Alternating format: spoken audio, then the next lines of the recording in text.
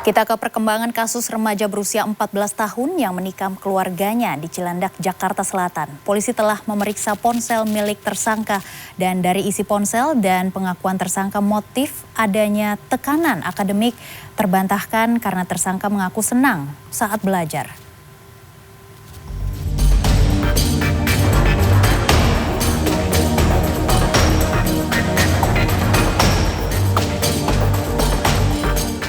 Penyidik Unit Pelayanan Perempuan dan Anak Satreskrim Polres Metro Jakarta Selatan telah memeriksa isi telepon genggam milik MAS, remaja 14 tahun yang diduga sebagai pelaku pembunuhan tersebut. Hasilnya tidak ada yang aneh dari isi telepon genggam pelajar kelas 1 SMA itu.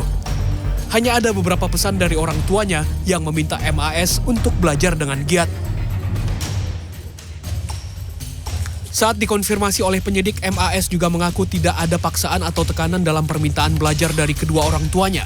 Sesekali remaja berusia 14 tahun itu juga mengutarakan rasa rindu bertemu dan meminta maaf kepada ibunya yang hingga kini masih menjalani perawatan di rumah sakit.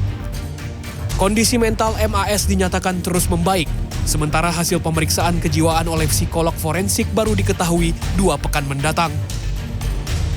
Yang jelas di HP tidak ada yang aneh ya.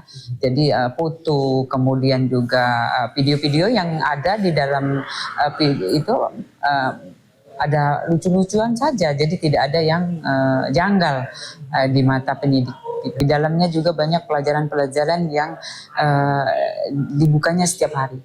Ya, jadi memang disuruh dari bapak dan ibunya, tapi dia tidak merasa ditekan, ya, karena memang dia bilang kalau saya belajar saya pintar.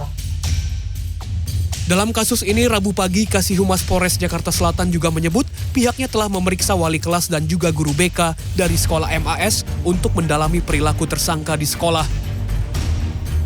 Dan hingga berita ini diturunkan, MAS yang kini berstatus anak berkonflik dengan hukum dikenakan pasal 338 KUHP dengan pasal berlapis terkait KDRT dengan hukuman seberat 15 tahun penjara.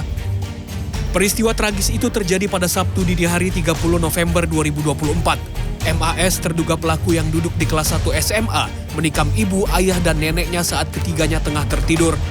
Ayah dan neneknya tewas di lokasi, sementara sang ibu berhasil selamat setelah melarikan diri dengan cara memanjat pagar rumah.